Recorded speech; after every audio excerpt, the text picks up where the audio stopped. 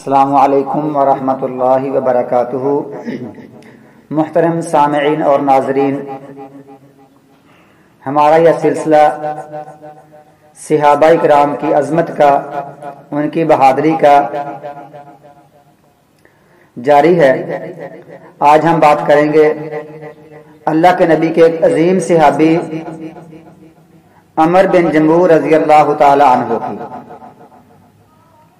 یہ عمر بن جموح یثرب میں بہت بڑے سردار تھے۔ عمر ان کی اس وقت 60 سال تھی اور یہ لنگڑے تھے۔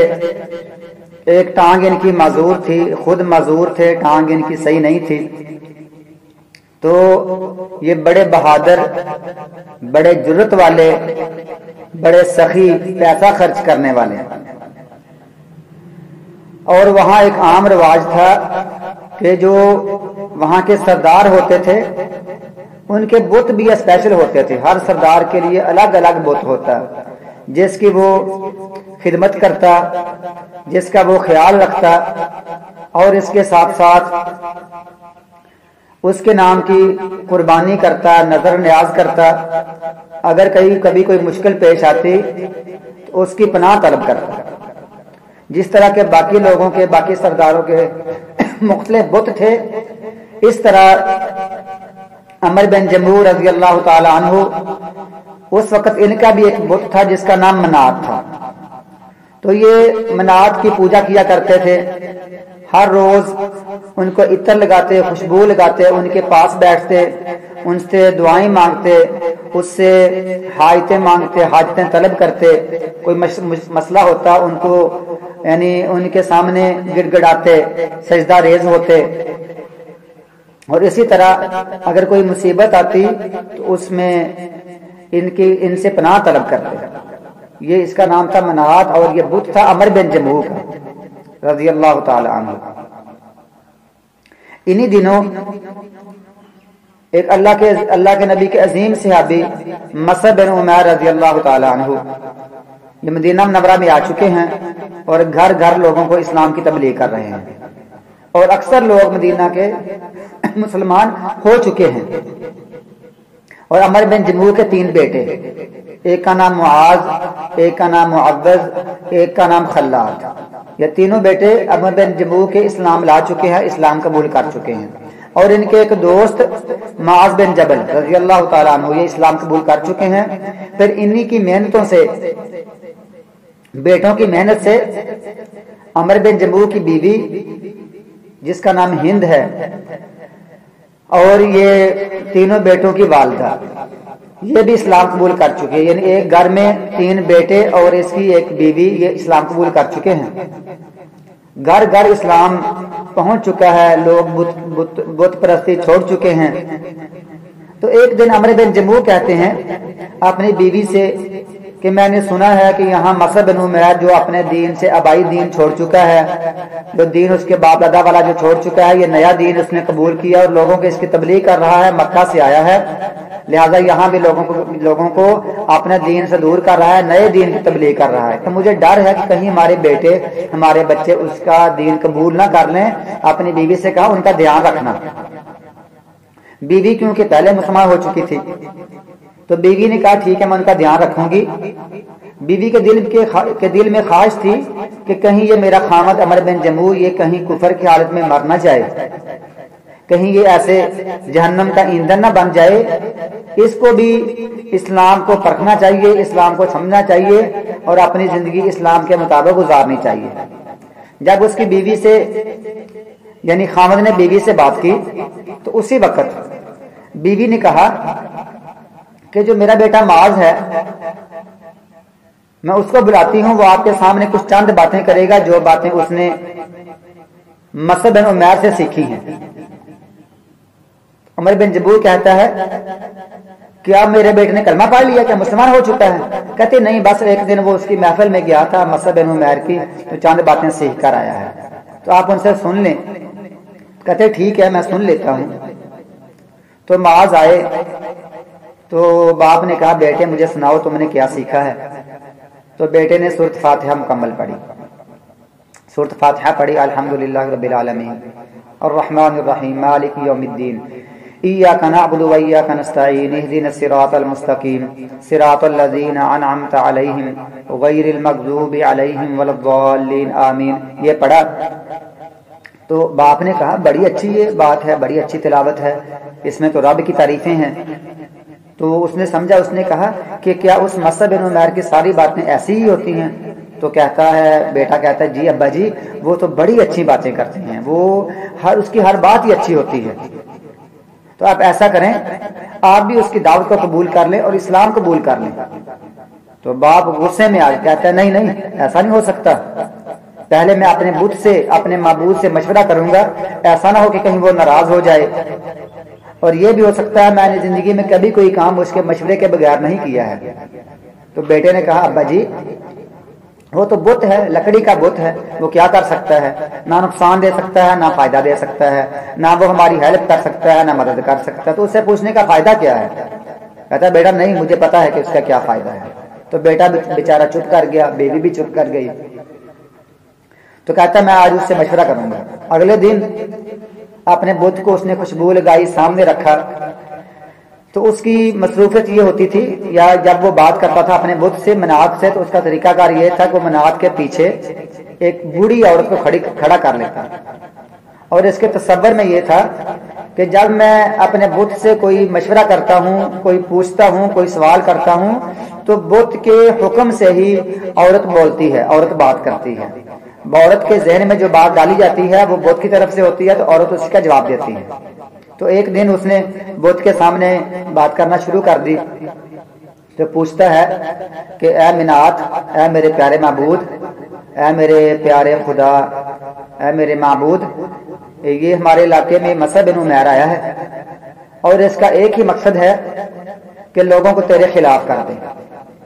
وہ تیرے خلاف لوگوں کو باتیں بتاتا ہے، تو کیا میں اسلام قبول کر لوں؟ اس کا ایک ہی مقصد ہے. کیا تم سمجھتے ہو کہ میں اسلام قبول کر لوں میرا فائدہ ہے؟ جب اس نے سوال کیے تو واپسی میں کوئی جواب نہیں آیا. بت خاموش رہا. بت ہے ہی خاموش ہوتے ہیں، بت قبروں والے جواب نہیں دے سکتے. تو وہ خاموش رہا.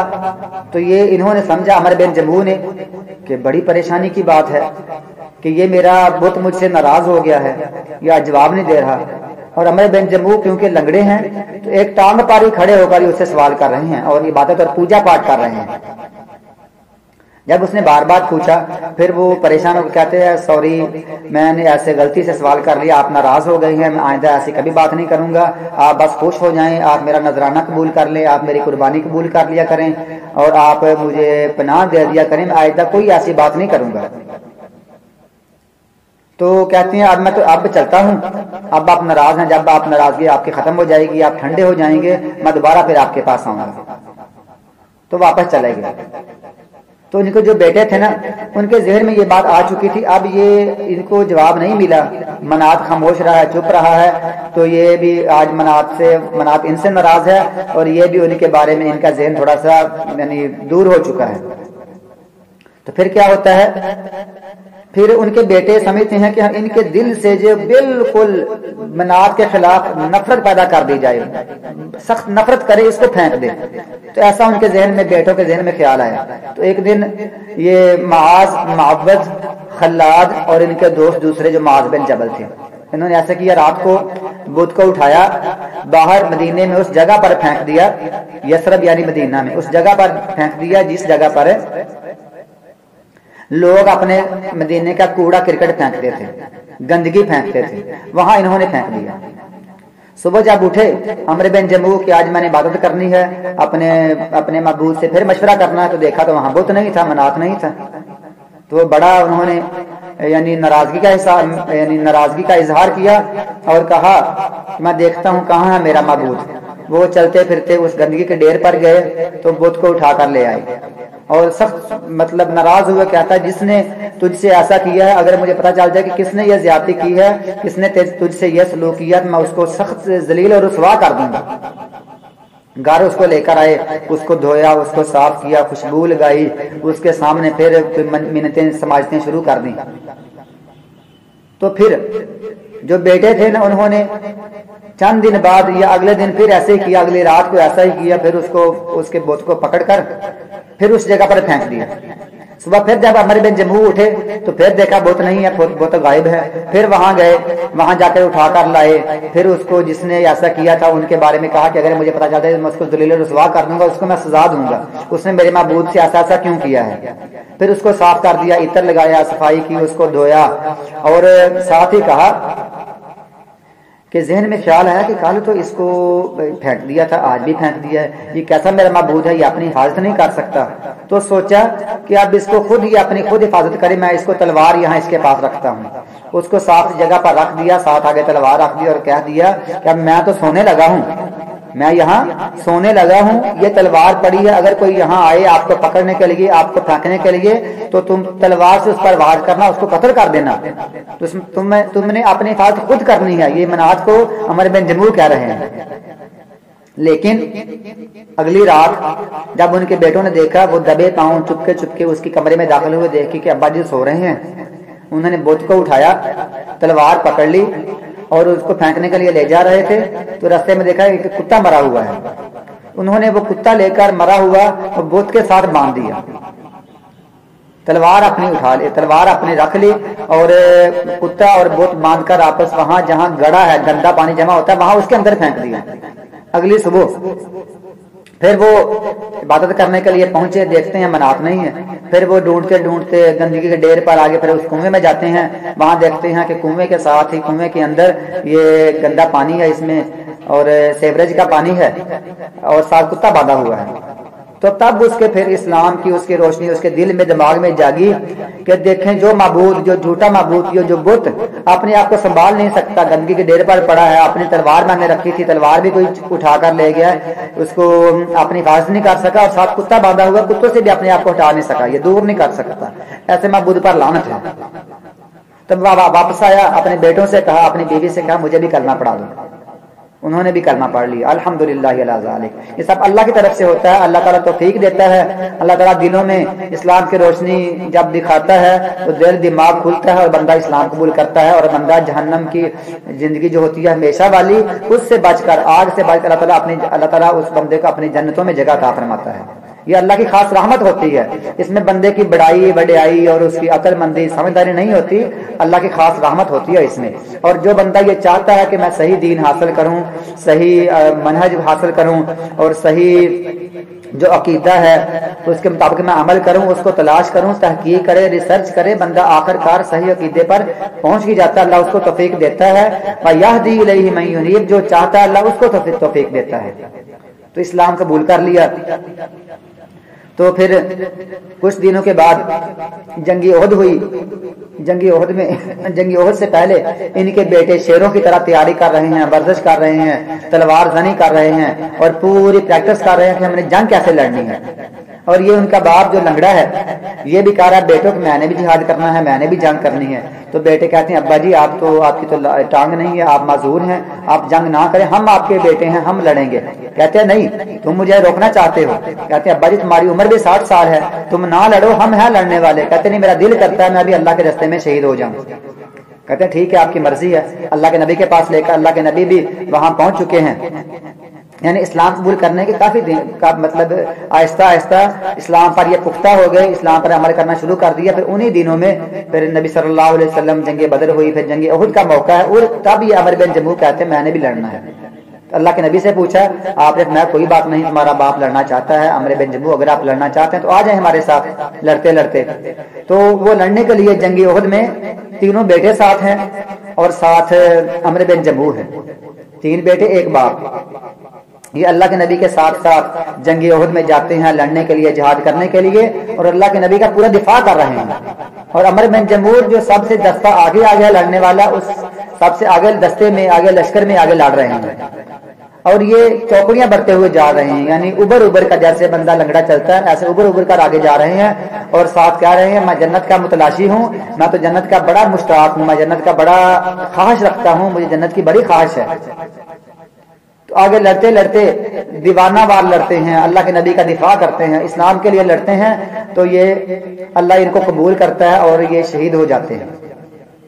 عبد عمر بن جموح بھی شہید ہوتے ہیں، اور ان کا ایک بیٹا جس کا نام خلاد ہے وہ بھی جنگ احد میں شہید ہوتے ہیں۔ اللہ ان سے راضی اور یہ اللہ سے راضی، رضی اللہ عنہم ورضوا عنہ۔ تو اللہ کے نبی فرماتے ہیں یہ میرا صحابی عمر بن جموح رضی اللہ تعالی عنہ یہ دنیا میں ایسے ہی رہا، لنگڑاتا رہا، لنگڑا کر چلتا رہا، یہ جنت میں بھی لنگڑا کر جا رہا ہے، اللہ اس سے بڑا راضی ہے، یہ خوشی خوشی جنت میں جا رہا ہے، یہ جنت میں چلا گیا ہے۔ اور جب دفنانے کی باری آئی تو اللہ کے نبی نے فرمایا میرے اس عظیم صحابی کو، عمر بن جموح کو، میرے پیارے صحابی کو، میرے ساتھی کو، اس کو اور عبداللہ بن عمر کو، یہ دوسرے صحابی ہیں، یہ بھی شہید ہو چکے تھے، عبداللہ بن عمر کو اور عمر بن جموح کو ایک ہی قبر میں اکٹھے دفن کرو، کیونکہ یہ اس دنیا میں آپس میں اللہ کے دین کے نام پر اللہ کے لیے محبت کرتے تھے، لہذا اللہ کے لیے محبت کرتے ہوئے یہ دونوں شہید ہوئے ہیں، ان دونوں کو ایک قبر میں دفنا دیا جائے، لہذا یہ عظیم صحابی اللہ کی جنت میں پہنچتا ہے۔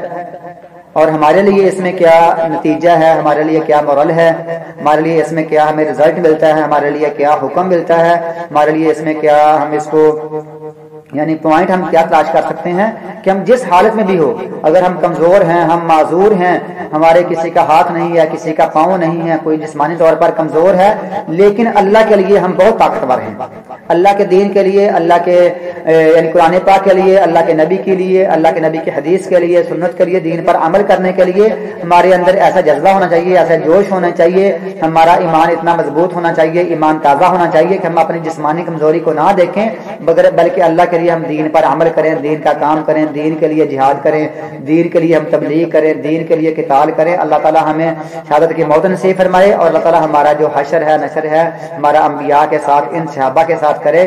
وآخر دعوانا ان الحمد للہ رب العالمین۔ السلام علیکم ورحمۃ اللہ۔